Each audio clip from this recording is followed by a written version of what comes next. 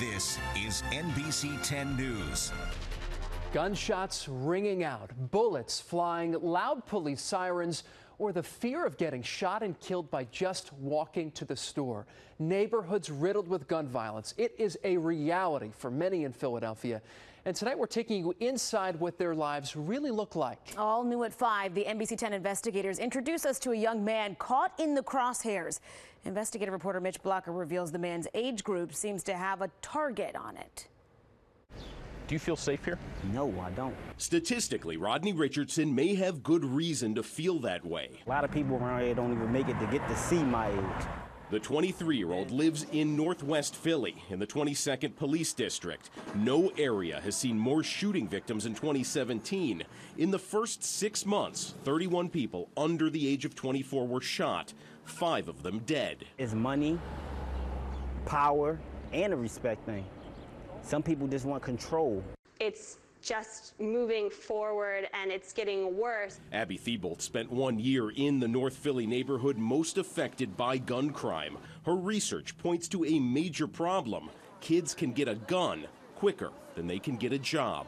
They were just knew that if they needed a gun, they just had to ask someone in their community and poof, there would be a gun for them. Thibault tells us deep poverty, high unemployment, and struggling public schools contribute to gun violence. In the first half of 2017, Philadelphia saw 587 shootings citywide, 223 involving people 24 or younger.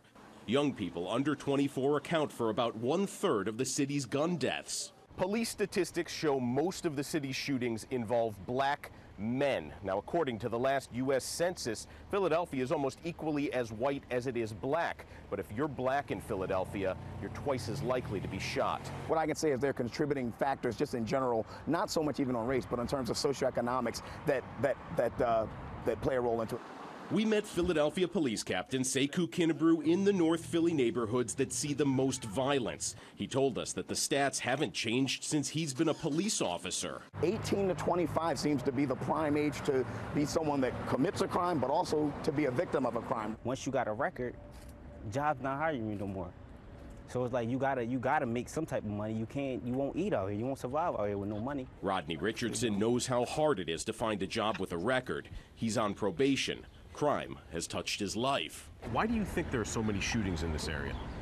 What I can say is no mentoring going on. We have no mentors. He says he's trying to keep his life on the right path and be a good example in a neighborhood he says needs them. For the investigators, I'm Mitch Blocker, NBC 10 News.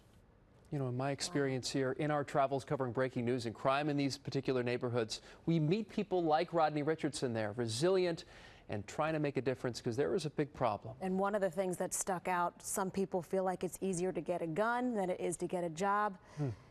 Unbelievable. Well, our all new at 6, our investigation digs into the number of shootings in Philadelphia. And later on NBC 10 News at 11, we look at the rising murder rate and a change police made to solve more homicides.